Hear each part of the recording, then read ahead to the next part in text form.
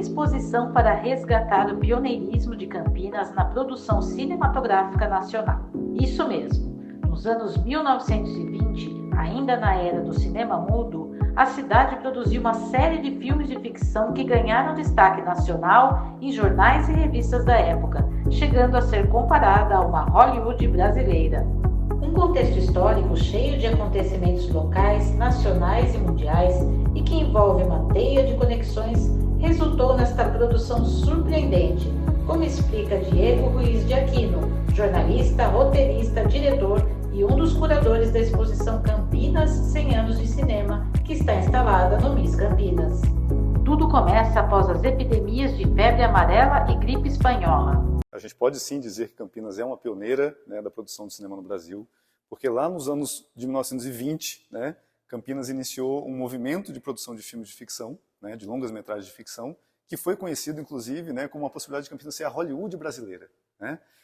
Isso estava ali num contexto em que Campinas estava procurando uma nova forma de se apresentar para o país e para o mundo. Né? Saindo de um período, né, que você comentou de pandemia, de epidemias. Né? Isso, exatamente. No final do século XIX, Campinas foi se tornando uma grande potência em função muito do dinheiro do café. Né? Uhum. Era um grande produtor de café Campinas. A gente tinha uma estação de trem que tinha sido construída aqui, movimentava muita gente, a cidade foi crescendo muito. Então havia toda uma expectativa ali da elite da época que Campinas, inclusive, pudesse superar São Paulo, virar a capital do estado. Né? Isso é frustrado com a chegada do mosquitinho, do tal do Aedes, que traz a febre amarela para Campinas. Isso encolhe muito, reduz muito a população da cidade, consequentemente, né, o poder econômico da cidade. Não à toa nesse momento que Campinas coloca a Fênix no seu brasão, né? Porque Campinas está tentando renascer desse momento. Então Campinas entra no século XX tentando renascer.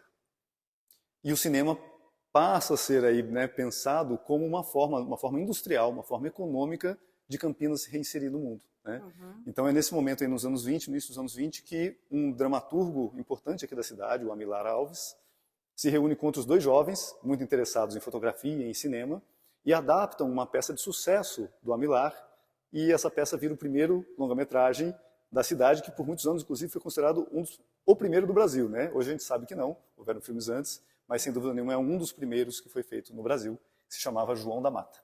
Este início da produção cinematográfica em Campinas também é resgatado no documentário Caipiras nas Telas, dirigido pelo também jornalista Gustavo Padovani.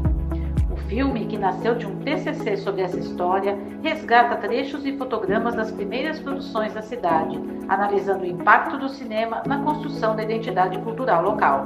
Através de um livro, Imagens de um Sonho, e depois a pesquisa do Carlos Roberto, né, que foi quem documentou toda essa trajetória do que ficou conhecido como o ciclo de cinema campineiro. Através desse processo é onde eu cheguei, né, no documentário.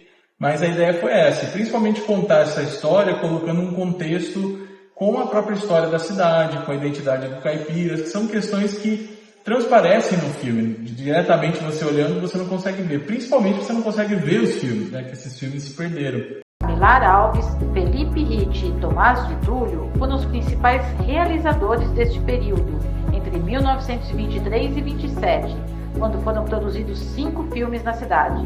Parece até roteiro de cinema, mas teve até o envolvimento de um farsante. Foram produzidos aqui 5 filmes, entre eles o João da Mata, que é essa adaptação do Amilar Alves, né, que ele dirige também, conta a história, né, desse caipira que tem as suas terras roubadas, né, e depois ele recupera, né, tem toda essa trama.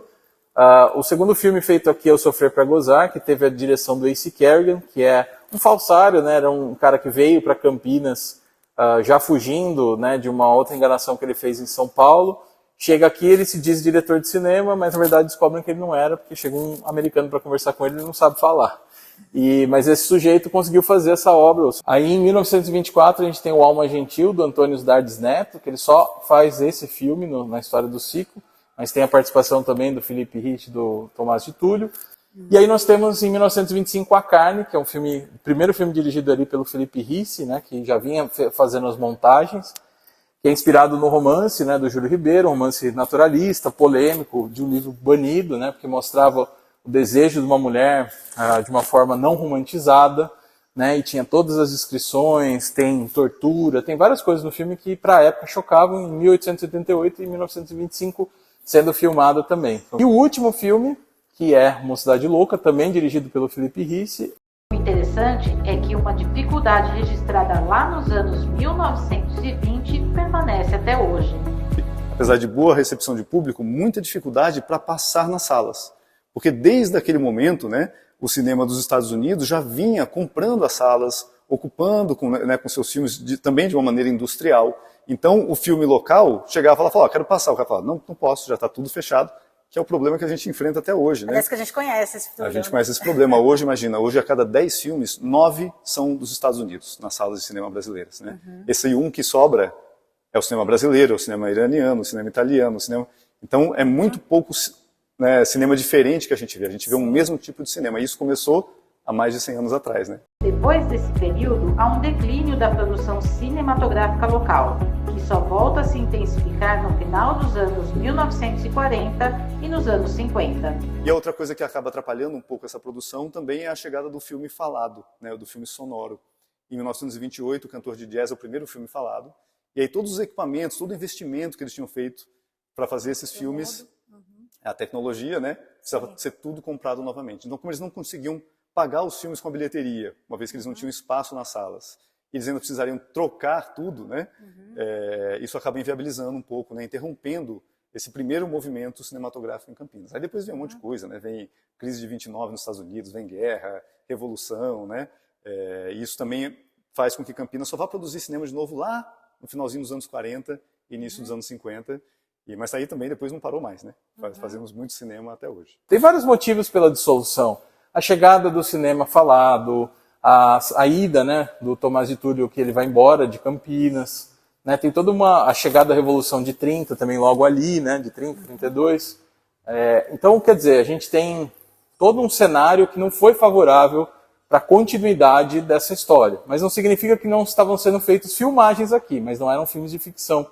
E todos esses filmes se perderam, né? Todos esses filmes se perderam ao longo do tempo por vários motivos. Falta de conservação, não localização.